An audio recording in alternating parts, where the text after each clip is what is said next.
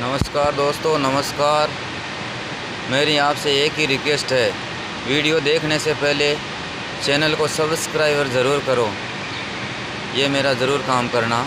आपको आगे ये वीडियो दिखाता हूँ, बहुत ही मज़ेदार वीडियो। एक नकली वैद्य था, उसने ऊँट का जो ट्रीटमेंट करने वाला था वो एक बूढ़ी औरत को कर दिया बेचारी को। तो फिर उसकी देखो आगे उसके घर वालों ने क्या हालत करी है। आपका हंसते हंसते पेट दर्द हो जाएगा। हंसना है तो पहले हंस लेना, बाकी बाद में मत हंसना। ये वीडियो ऐसा ही है, देख लेना आप। मेरे वीडियो अगर पसंद आए तो लाइक करना, शेयर करना और चैनल को सब्सक्राइबर तो पहले ही करना। इतना काम ज़रूर करना। मैं इंतज़ार कर रहा हूँ कि मेरे कितने अच्छे भाई है जिसने ये सब्सक्राइबर मेरे को भेजा है। ओके, अब आगे मेरा वीडियो देखो। एक बार क्या हुआ, एक गांव था। उस गांव के अंदर कोई पशुओं का इलाज करने वाला देसी वैद्य था। पुराने समय में देसी वैद्य ही होते थे, ये डॉक्टर कुछ नहीं होते थे। देसी वैद्य था तो वो घर घर में जाके कोई ऊँट है, बकरी है, गाय है, भैंस है, इनका सब का इलाज करता था। कोई बीमार हो जाती थी तो वह क्या, उसके साथ में एक चपड़ासी रहता था उसका। वो चपड़ासी क्या काम करता था, वो उसकी बैग को पकड़ के उसके साथ साथ में चलता था और वैद्य साथ साथ चलता था। दोनों गांव में घूमते थे और वैद्य गांव में घूमता था गली गली में। तो वो क्या करता, हम वैद्य ऐसे आवाज़ मारता था। आजकल तो मोबाइल सब कुछ हो गया, पहले ये मोबाइल वाला सिस्टम तो था नहीं। तो गली गली में घूमता था और ऐसे प्रचार करता था, हम वैद्य। किसी की कोई गाय, भैंस, बकरी, ऊँट कोई बीमार है तो उसका इलाज कर देता। तो वहाँ पर किसी ने आवाज़ मारी कि वो वैद्य जी इधर आना। वो घर में चले गए। बोला, बोलो क्या बात है। तो बोला, हमारे एक ये सांड है, सांड मतलब ऊँटनी, ये बीमार है बहुत दिनों से, तो इसका इलाज करो। तो वैद्य जी ने बोला, चलो इलाज कर देता हूँ। वैद्य जी ने बोला कि ये बीमार तो है, पर ये खेत में गई थी क्या। बोला, गई थी। तो खेत में गई थी तो वहाँ खेत में गरतुमा की बेल है। गरतुमा किसको समझते हो आप? गरतुमा बोलते हैं जैसे तरबूज होता है ना, तरबूज जैसा छोटा छोटा लगता है, छोटा छोटा लगता है, तरबूजा जैसा पत्ता होता है, तरबूज जैसा ही लगता है, बाकी साइज उसका छोटी होती है। उसको बोलते हैं गरतुमा। वो बहुत ही खारा होता है, उसकी दवाई वाई बनती है ऐसे। तो वैद्य जी ने उनको घर वालों को बोला, सांड के बारे में बोला, खेत में गई। बोला, गई। बोला, वहाँ पर गरतुमा की बेल है। बोला, है। तो बोला, इसने गरतुमा खा गई है। तो बोला, वैद्य जी इसका इलाज तो करो। बोला, एक काम करो, 4 फुट लंबा मोटा सा एक लठ लेके आओ। तो घर वालों ने क्या किया, लंबा सा एक लठ, जिसको डंडा बोलते हैं, मोटा सा 4 फीट लंबा डंडा लेके आ गए घर वाले।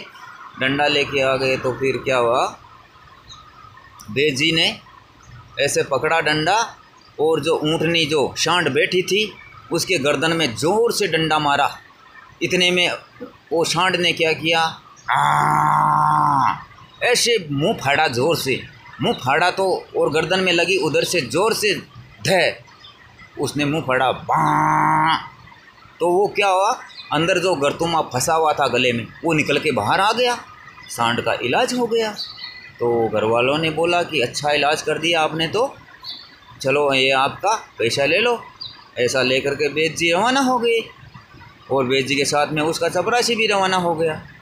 अब चपरासी बेचारा घर पे जाके मन ही मन में सोचने लगा, यार ऐसा इलाज तो हम भी कर देंगे। हम तो बिना फालतू में 2 रुपये के चक्कर में इस वैद्य के साथ साथ में घूमते हैं, ऐसा काम तो हम भी कर लेंगे। इतना पैसा रोज़ रोज़ ये कमाता है, हम भी कमा सकते हैं।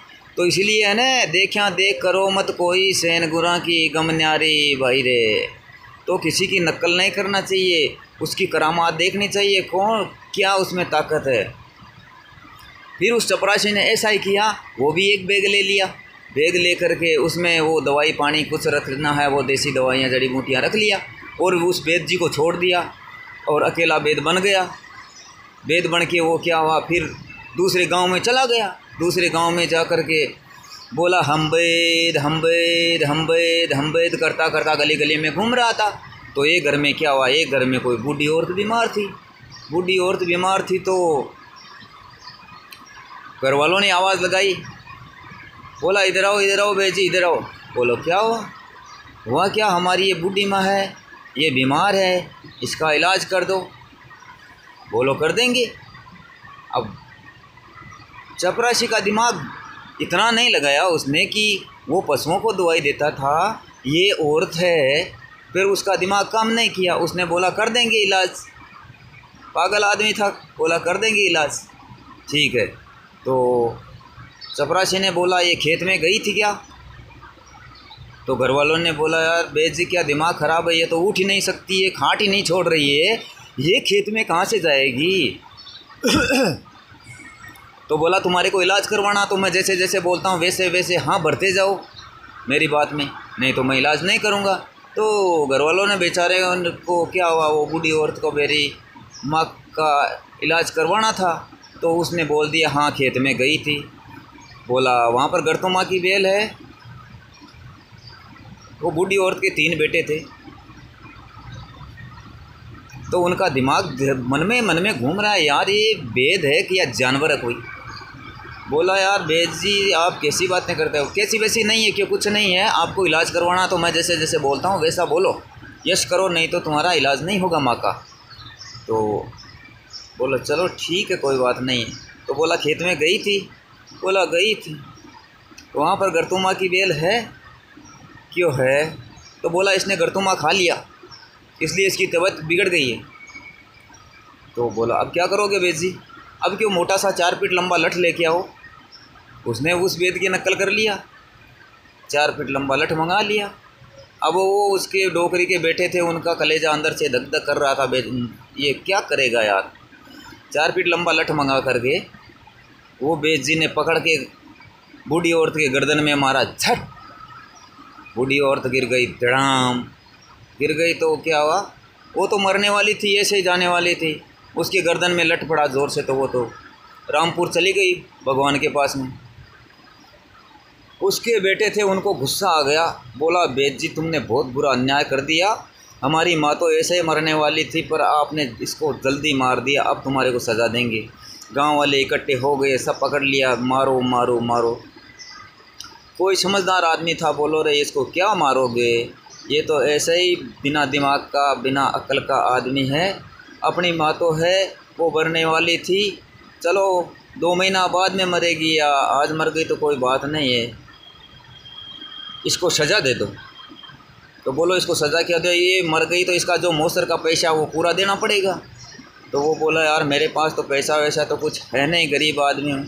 तो एक आदमी ने बोला चलो छोड़ो रे यार इसको, गरीब आदमी है तो छोड़ो, एक काम करो तुम 4 बेटे हो तो चारों कंधा लगा लो इसको अपनी माँ को और रवाना कर दो दाह संस्कार के लिए।